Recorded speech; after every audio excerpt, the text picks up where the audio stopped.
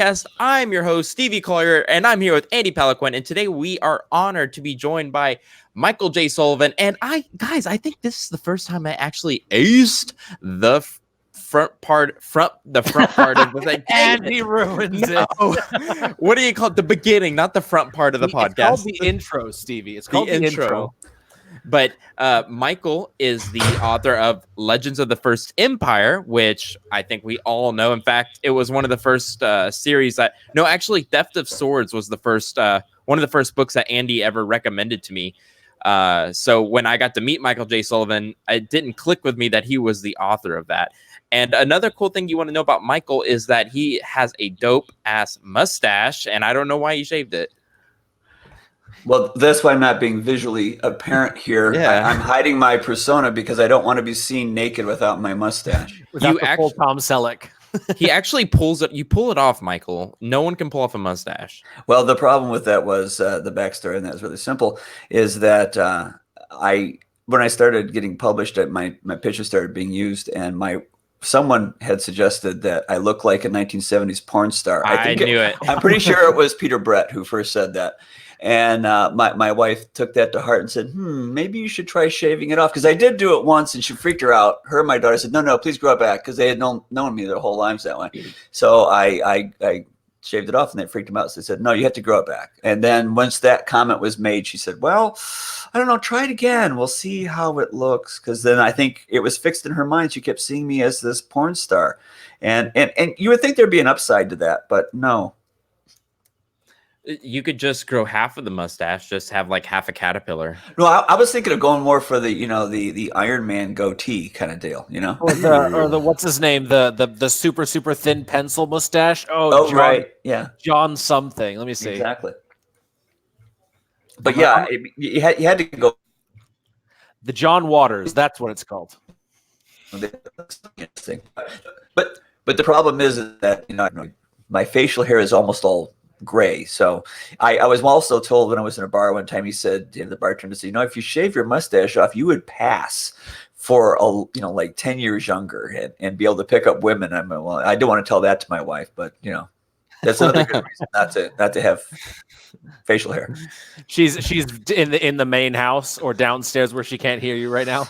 Well, what's going on right now is, I don't know if you know, but when I do Kickstarters, one of the things we auction off is, or not really auction off, but present as awards is a night in Averlin. So we have readers and some aspiring writers, as Andy can attest to, who have come to the cabin here. And right now, we actually have a couple here who have read my books, and they're spending. We just had dinner with them, and I have just come up for this, and she has now gone down to continue entertaining these people, so we're not too terribly rude. What does she do to entertain them? She could talk about anything all day long. That's right. She's regaling them with probably very embarrassing stories about me. Those are the best. So Michael, you've been on the Fantasy Fiends podcast, but on specials before, not an actual regular podcast. So what we do is this thing where we kind of, it's kind of my thing, is we put this on the author with no warning. And we have a really cool thing that happened to us this week or sometime in the near past. And that's what we're going to do right now. And if we'll give you time to think, though, Andy, do you have anything you want to go first? Sure. What's cool is that I've sort of stopped taking the week off of writing. I'm getting back in the writing seat, and I'm working on a short story. In the last couple of days, I've put in 5,000 words. I should have it done by tomorrow or Thursday. Nice. So it's nice to be back in the writing saddle after a whole 10 days of not writing anything. It's been 20 days for me. Oh, wow. Yeah, I'm in a little bit of a funk. That's what we were talking about before the podcast. So, but yeah, I'm getting over it, though. I like the advice I got last time, and that was to write a short story. So that's what I want to do.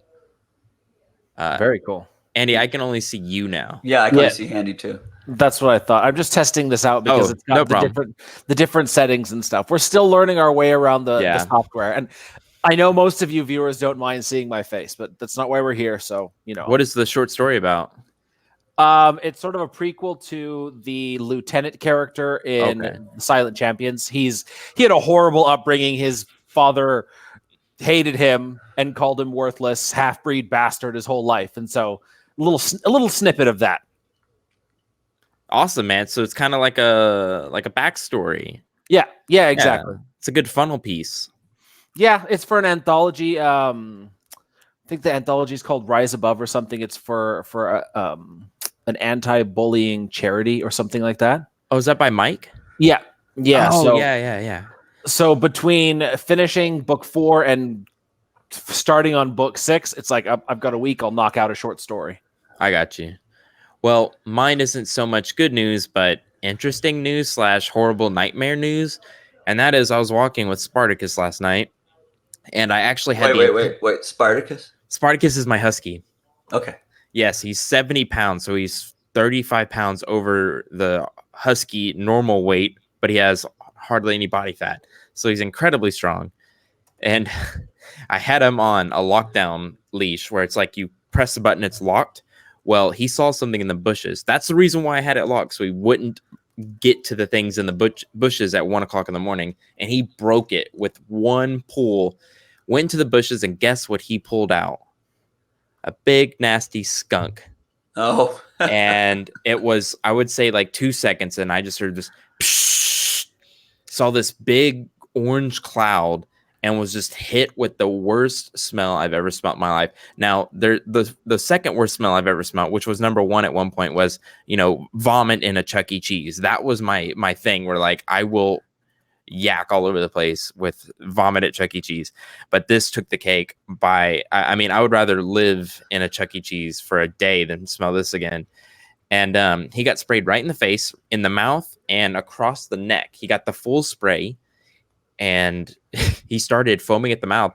So I called an emergency vet, because I didn't know if like the skunk had a snake in its mouth, because there's a lot of venomous snakes around here, and it like bit him at the same time.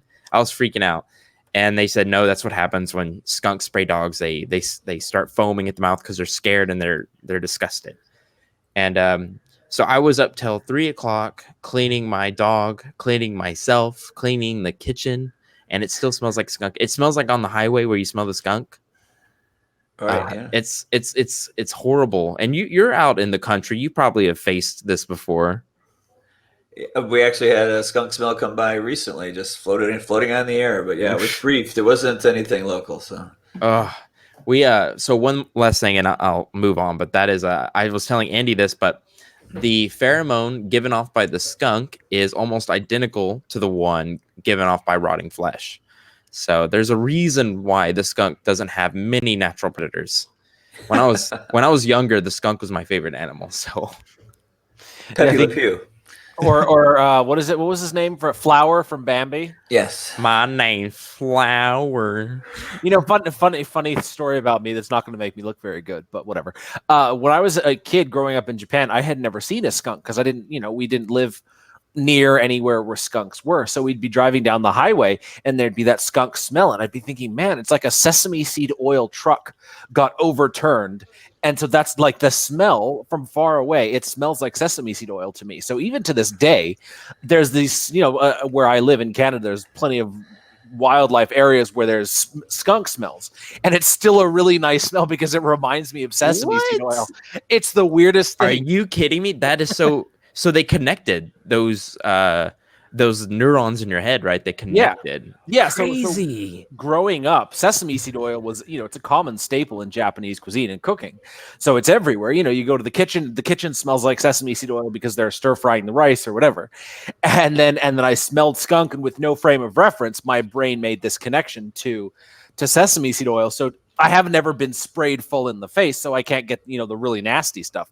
So just that light smell is just like, oh, there's a skunk or Chinese food. I'm not sure. I'm hungry. Yeah. I'm so hungry. Do you guys smell skunk? Hey, there's a Chinese buffet right around the corner.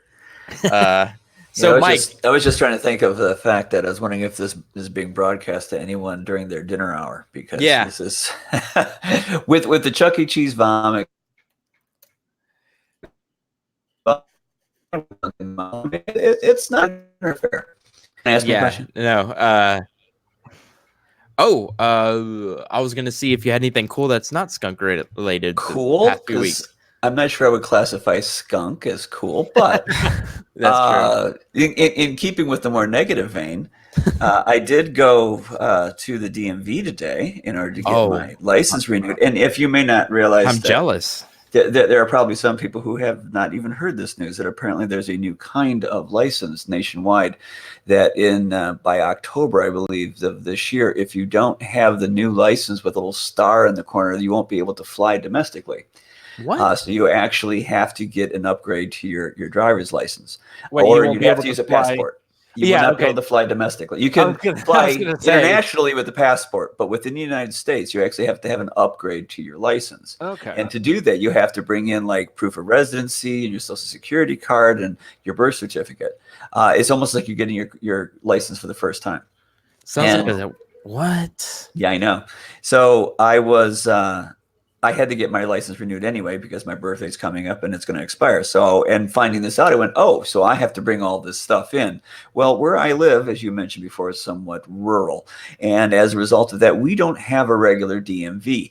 They can do things like, register your car, but things like licenses, this does not happen at the local DMV. So what you do is once a month, they bring a van in. No. And everyone goes in and you do this. Well, it's a very small van and you arrive, it opens at 10 o'clock and you arrive at 10 o'clock and there's a line of 25 people.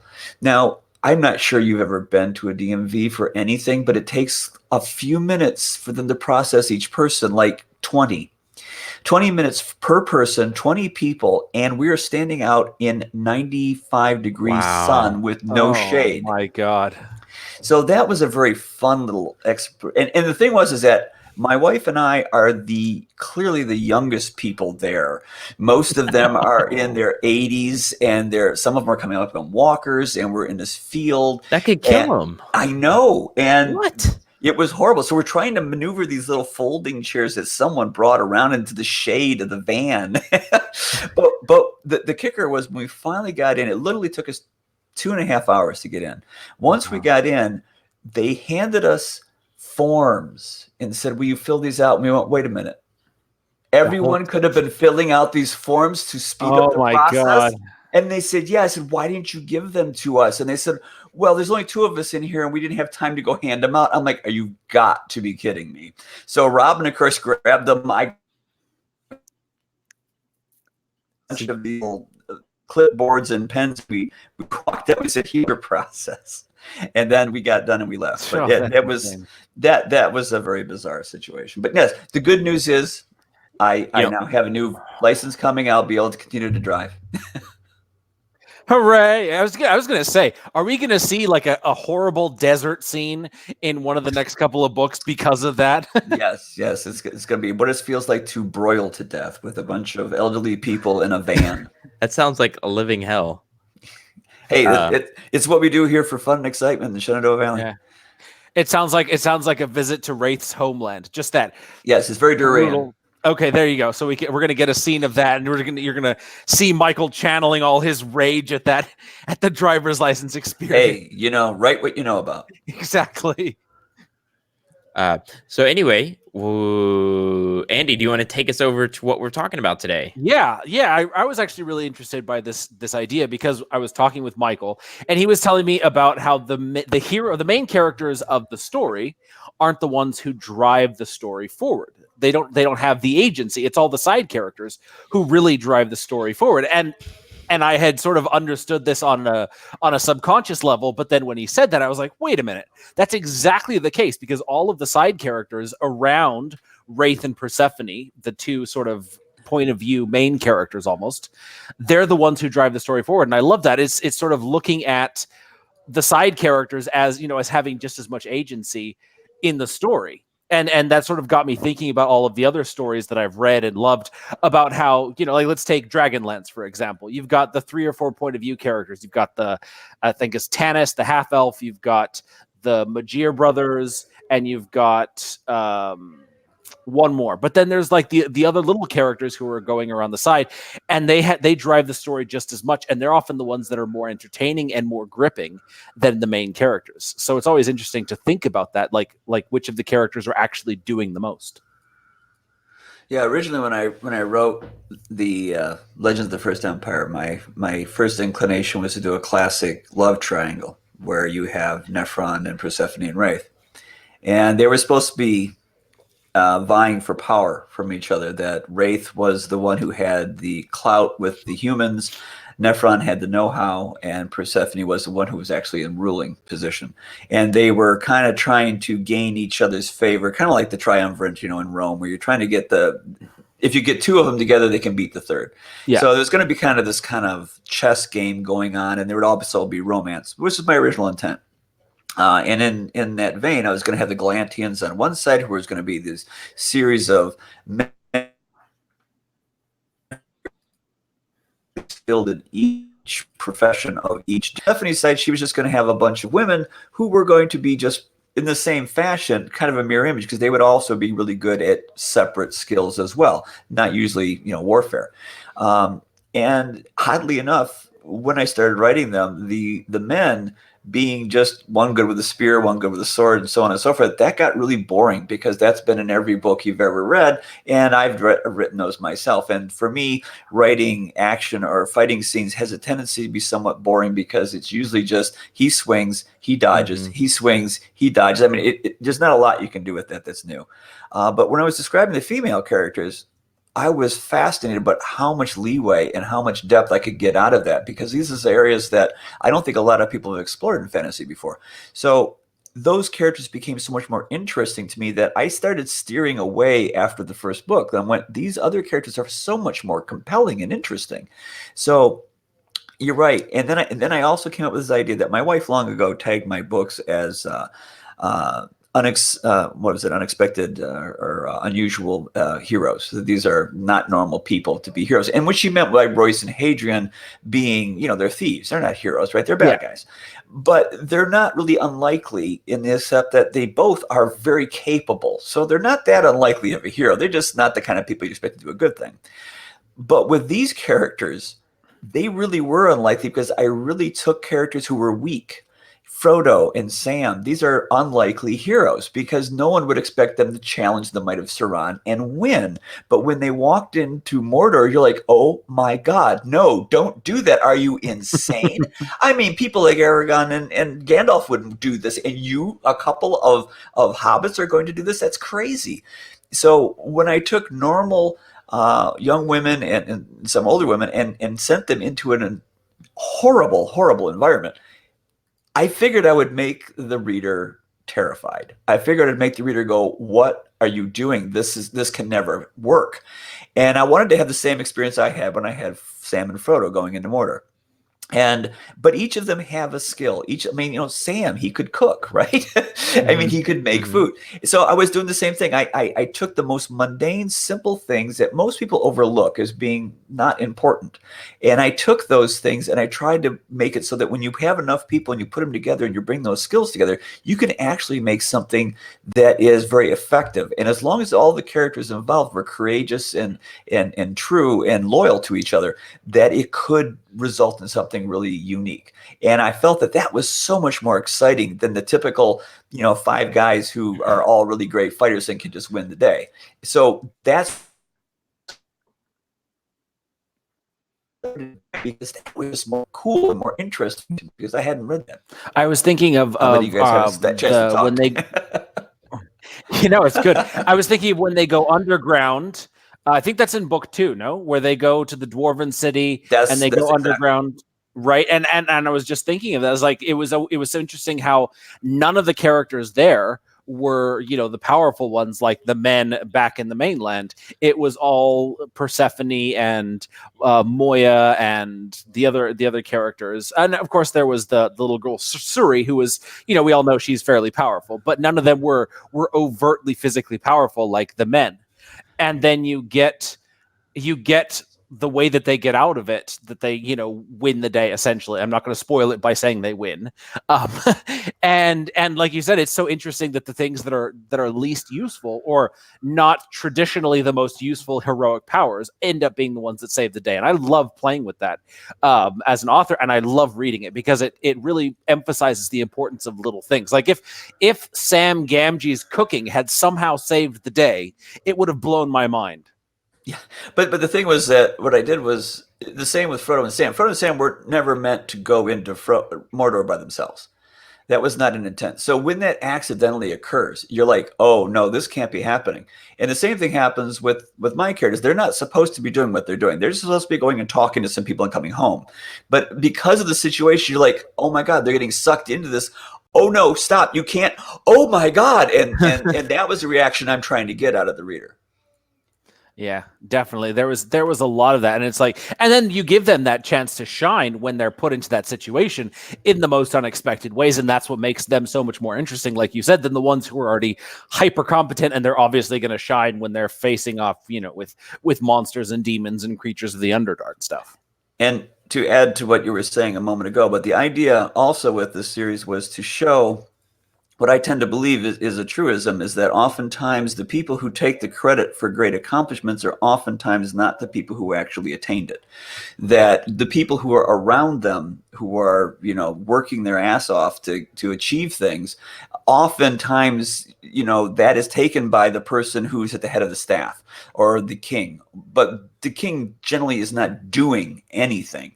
So I wanted to show how average, everyday people can do heroic things, but not get the credit for it. And so when you're looking at the Rhaenyra stuff, if you're reading in that direction, which I assume everyone is, but I completely messed that up because apparently there's a whole lot of people who start in the wrong direction. But if you're starting with Rhaenyra, you're looking at a bunch of characters who have a certain understanding of what the ancient have. Now what you're getting is how it actually happened, and then later on your history to suit their successful culture or the successful person. So that was the other thing I was playing with. That is always really fun when it's done right, is seeing how myths and legends and stories evolve over the course of time, and of course when it's convenient to whoever's shaping the narrative. And the other thing one more thing. The other thing that it happens is that when you have to, when you're writing a series like this, and you have already written one series, and then you go back in time and you're writing a whole, that's what makes this possible. Most people don't actually have multiple series in the same universe of span of 3,000 years, but yeah, so that makes that possible.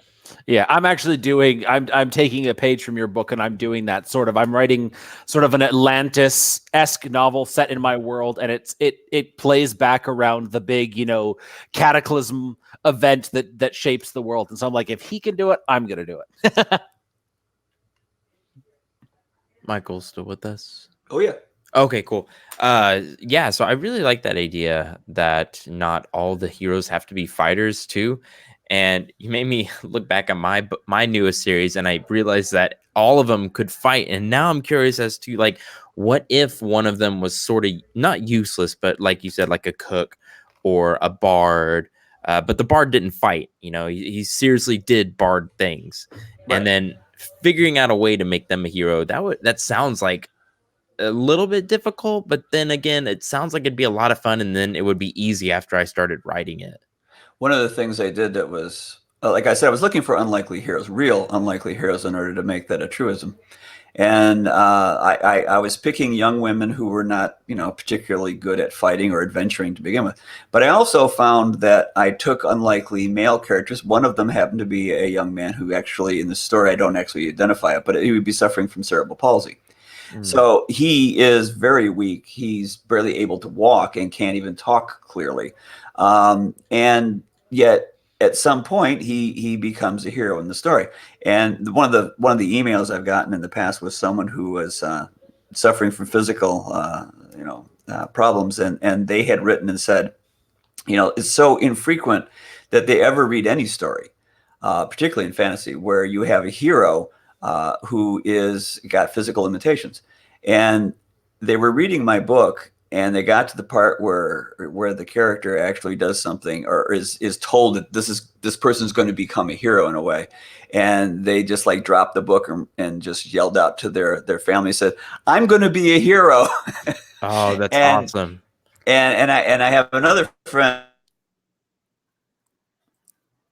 I sent him the email. And it says it caused him to start crying, which was pretty amazing. Wow. So those are the things that unexpected, totally, you know, I never intended that to be the case. And my only concern was that did I write that character true enough that anyone who was in that situation could relate? And apparently I did it well enough that I've never had a negative comment on it, but I have had at least 2 positive ones. So I was very pleased with that. That's awesome. Actually, I have something similar. I had an email of a guy who just went, crazy over the book. He absolutely loved it, and he has asbestosis. I hope I'm saying that right, but it means he can't breathe, and he can only move himself out to the front lawn to watch nature, because that's what he did.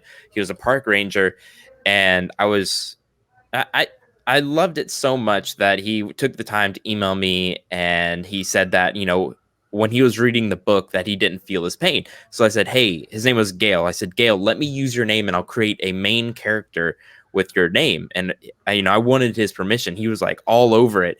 And so I wrote this character, and he wasn't supposed to be a huge character, but he turned out to be a massive play in the last book of the series. And I just got this huge thank you email from him, and it made my day. So it's just what you said reminded me of that. It's cool to be able to do stuff like that with art. That's usually called Tuckerization, and you can usually charge money for that. Really?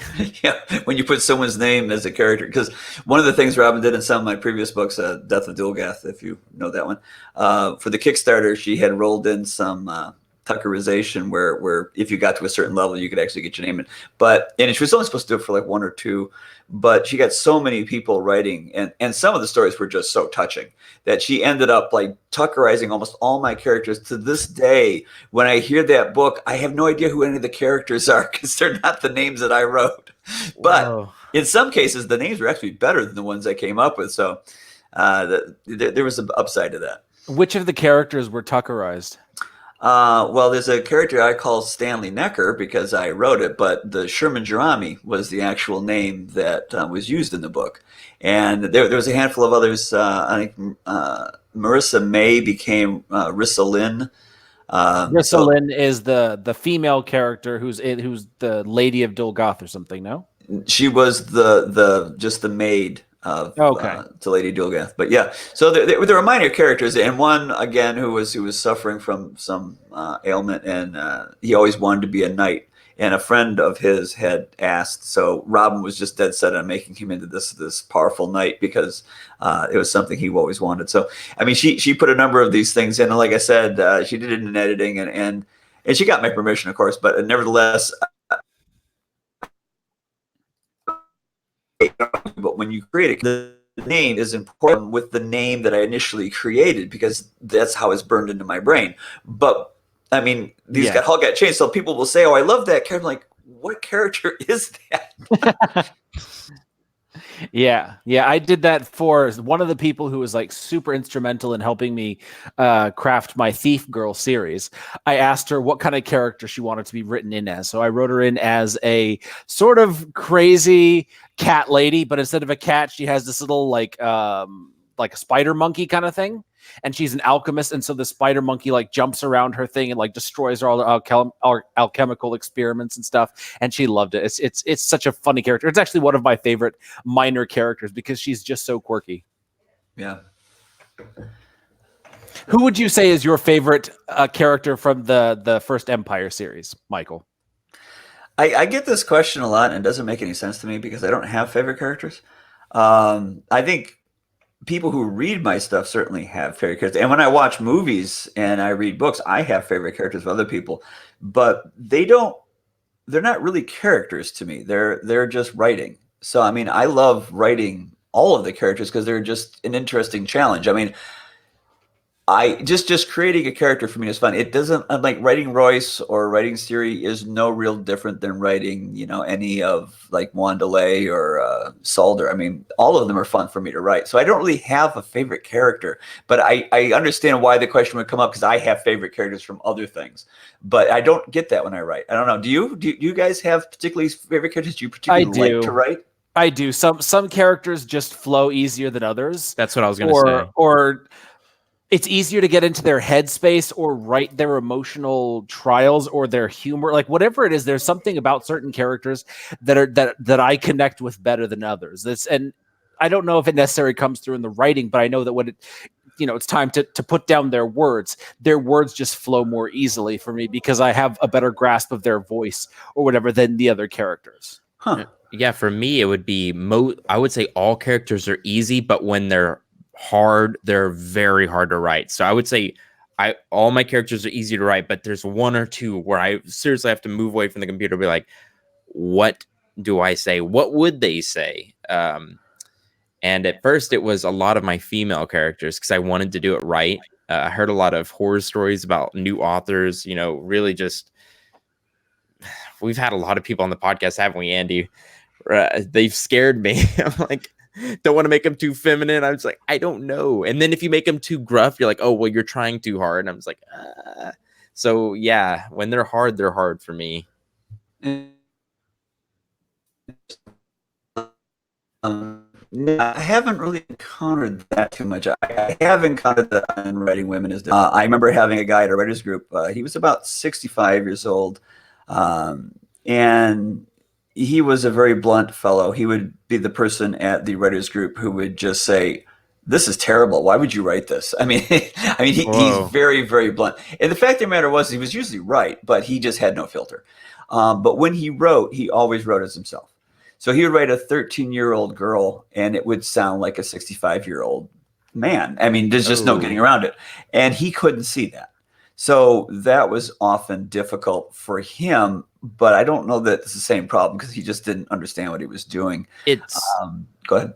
I was going to say, it's not hard for me. I think I got nervous, but when I relaxed, they came a lot easier, especially when Andy gave me the advice. They're just people. Yeah. So that helped a lot. But it's just it's just some characters I just have a little bit harder time writing. Yeah. The only people have asked me that before. It's like, how do you write women? I'm not sure why they're asking me, but regardless, the point of the matter is, I mean, I don't write women any differently than I write men. They're exactly the same.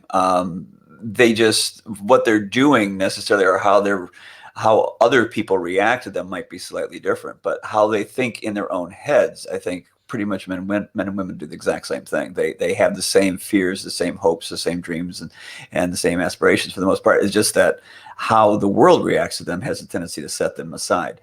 But yeah, it really is.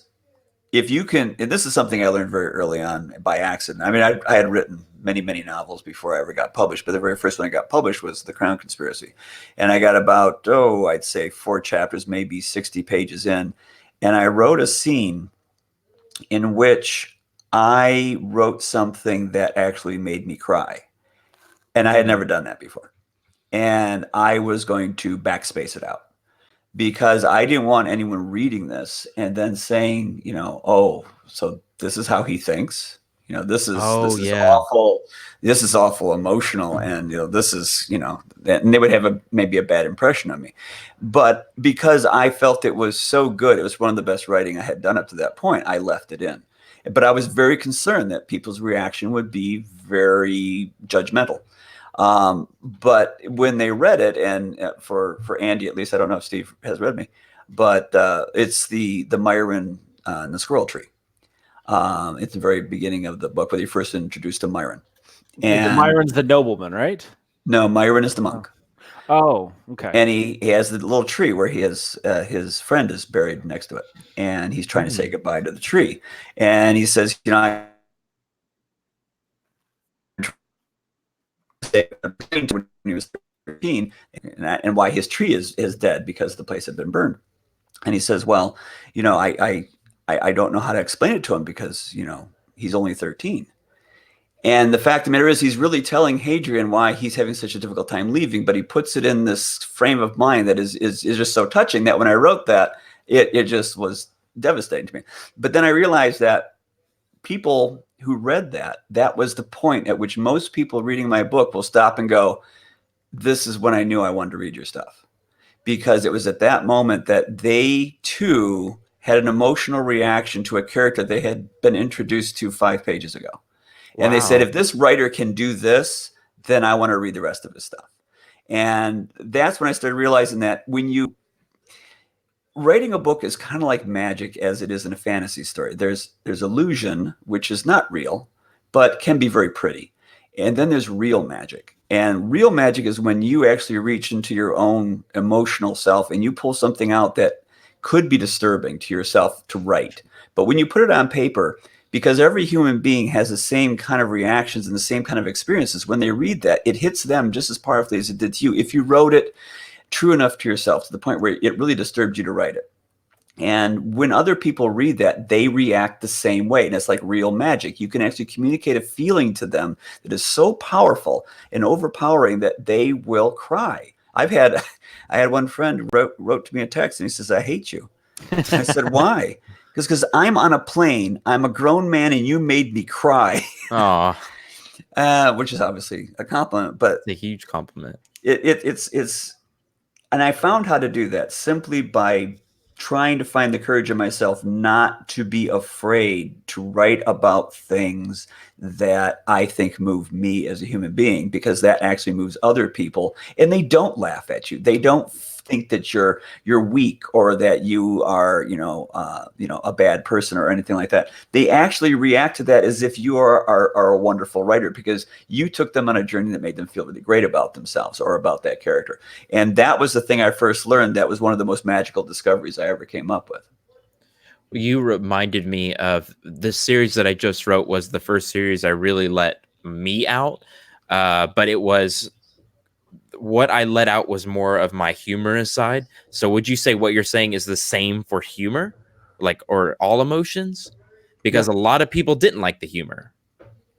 Yeah. People often suggest that my books are very funny, but I've never what Andy said. I've never made a joke in them. Really? Which is really weird. Yeah, I never wrote them as comedy. It's kind of funny because when I had a class, to stand up for class and give a speech, and so I after thought it was hilarious. And after I got done, I sat down at my desk and I said, "Came where they wanted the notes because it was so funny," and then someone else the next week tried to do the same thing and they laughed at their own jokes and it didn't work. And the teacher kept saying, "No, you should do it like Michael did. You have to not laugh at your jokes." What no one knew was that none of it was funny. It wasn't supposed to be funny, which is why I wasn't laughing. I thought it was horrible that people were laughing at it because it wasn't meant to be funny. When I write right here, I'm not making a humorous story. I'm literally writing dialogue, essentially, the way I would say it. I mean, if you were in The Wizard of Oz, if you were the Scarecrow and the Wicked Witch showed up, I mean, would you say what he did? Or would you be somewhat sarcastic? I mean, these are things that I'm a sarcastic person. And particularly when I'm faced with a figure of authority, I have a tendency to mouth off. And some people do that. Wait, in real life? Oh, yeah. You would hate to be my boss. I want a story. Oh, okay. I'll give you a real short one. I was working at work and I sent an email and the CFO of the company came into my office to close the door behind him. I knew that was bad. Oh. And he sat down and he wanted to explain to me that I had not shown the proper respect to his position in my email.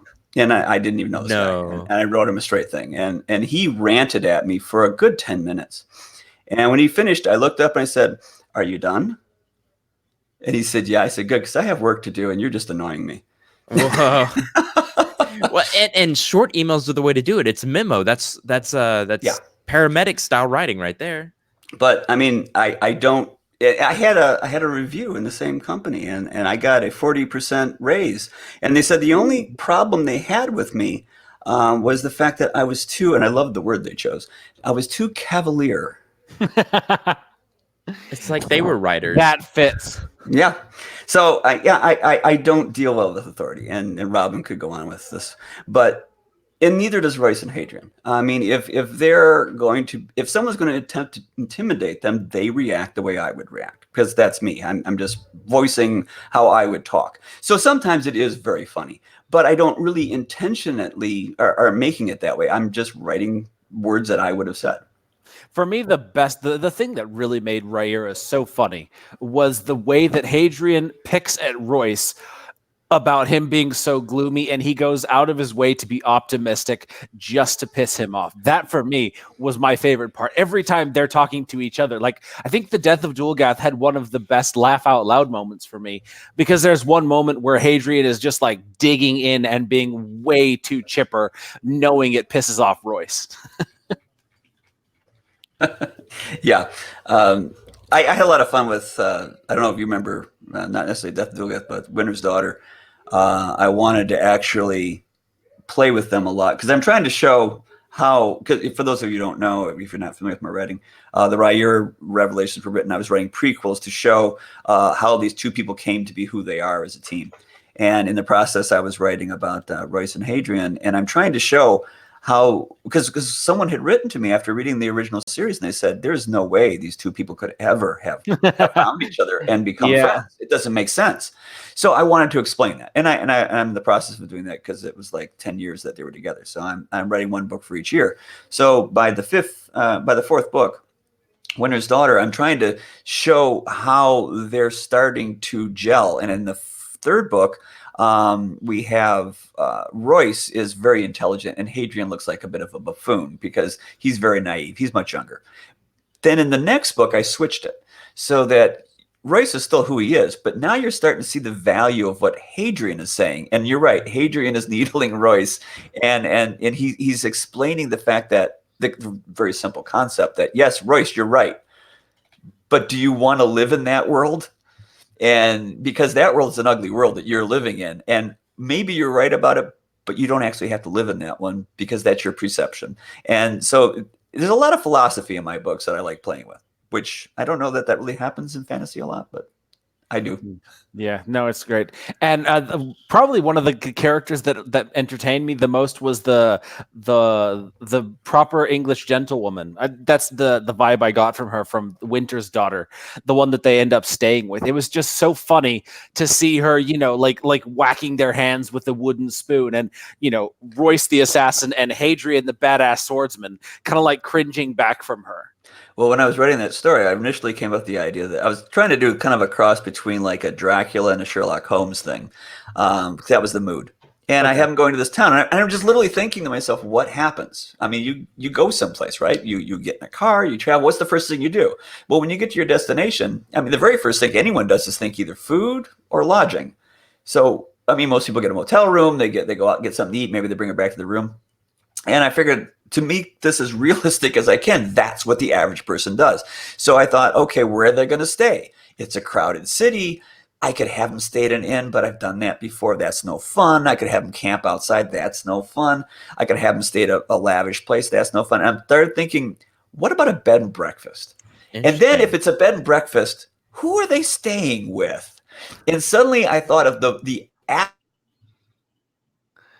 Oh, who's he thinking of? The worst person in the world. Person I could think of, which is this prim and proper English lady, and she is, she's like your worst teacher, right, or your principal from your high school. I mean, she's very prim, she's very proper, she's very stiff. And Royce and Hadrian come in there, and they're these badass guys, right? But she doesn't know that, so she treats them as if they're children. And I thought, how hilarious, because Hadrian would not allow Royce to murder this poor woman, although he's thinking about it. But she treats them in such a parental way, and they end up having to put up with it. And it's almost like Downton Abbey and Royce and Hadrian come together. So yeah, that was that. And once I thought of that, once I went, okay, they're coming to town, they're going to stay with us, I knew I had a novel.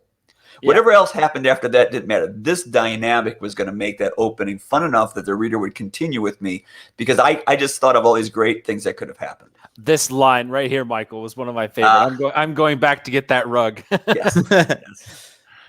That they stay, for those of you who haven't read it, they stay in the her bed and breakfast, and Royce immediately is like, I'm gonna steal whatever I can. I'm gonna see what I can steal. And he points out a rug, and so later on they're leaving, and he's gonna climb back. He's like, oh, help me roll up the rug and we'll throw it out the window and go around back and steal it. And Hadrian's like, we're not gonna do that. And that was really, that was honestly the best part of the book for me, was any time they went home to that bed and breakfast and just had to put up with her. Like, she's getting on their case about not coming home, like her curfew, I think, was like 10 p.m. or something. And they're, skulking around in midnight, adventures, fighting, sewers, all kinds of stuff. And then they come home and they have to explain why they weren't in bed by 10 p.m. It's just the most ridiculous thing. And it's what makes it so funny. Yeah. And when I was writing that character, I was actually channeling the actress who did the Harry Potter series. Maggie Smith. Maggie Smith, yeah. So this is how I could hear and see her in the exact same role, because she's very smart and she's very quick, and she's just as sharp as Royce is, which is really bad because she's like totally insulting them, and she's really good at it. So that's what made it fun. Yeah, that's very cool. But I'm really excited to see how in the first Empire series, I still have Age of Legends that I need to listen to. That's my next book. I'm excited to see how those side characters, they continue to drive the story forward. In the most surprising ways, like when I think it was Moya who's the archer. No, correct. When she came up with the bow and arrow, it was like, this is the most amazing invention inside the world, because it's something that no one had ever seen before. And the way that she walks through the steps of creating it. Well, actually, Roan created it, but Moya perfected the use of it. There you go.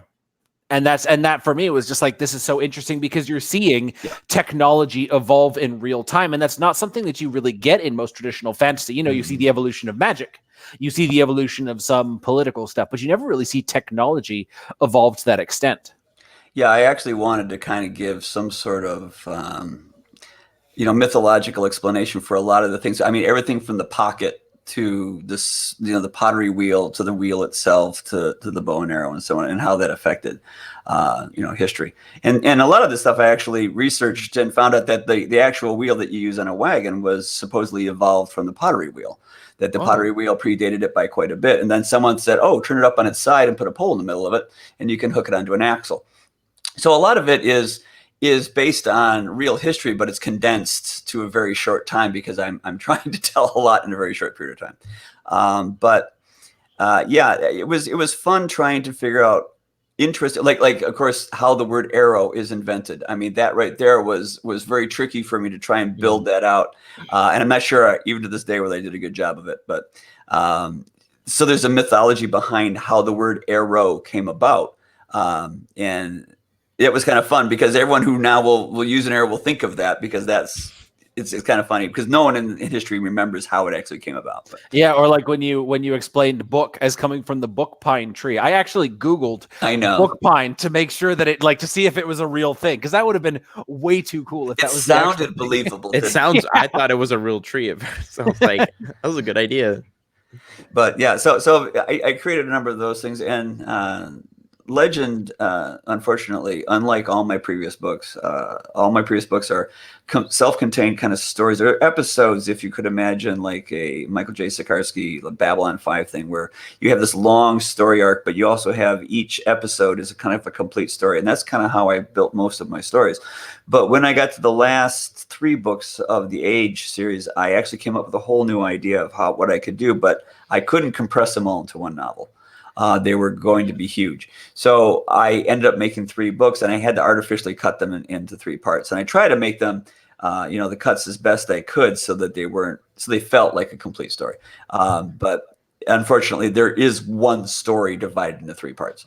And I think a lot of people, when they get to the end of Age of Legend, they think, "Oh, this is not a good place to end this book." Hey, Michael. Yeah. What are you working on right now?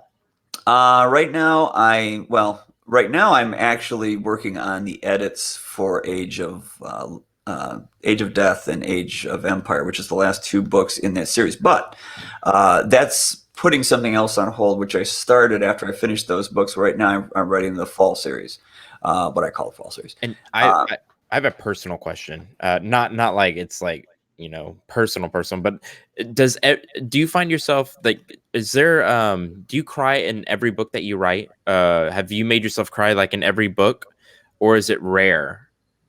No, probably I do. Yeah. Okay. I think most of them do have that effect. It's cool, because I thought it was, because I found myself, I don't like boo-hoo, but I tear up, the bottom lids get heavy, and, I get chills, and then I know I'm onto something. And even if, people don't feel that, at least I felt it. And that's exciting. Yeah, yeah, no, that's generally a good thing. That means that you're putting something into the story that hopefully will do the exact same thing to someone else. If you write something in a story that makes you laugh, it'll probably make someone else laugh. Maybe not everyone, but some people. Yeah. And if you put something in there that frightens you, it'll probably frighten someone else. Because and the thing is that people often fret about. I don't know that other people have the same taste that I do. Like maybe I have a very niche Yeah, interest, right? exactly. But it doesn't matter because if you write something that really moves you on a primal level, it's going to hit a lot of people the same way because we are so interconnected. We are such similar people that if you hit something that really devastates you, it's going to be have a good wide audience. That'll probably have the same effect with a lot of people. I got So, it. go ahead.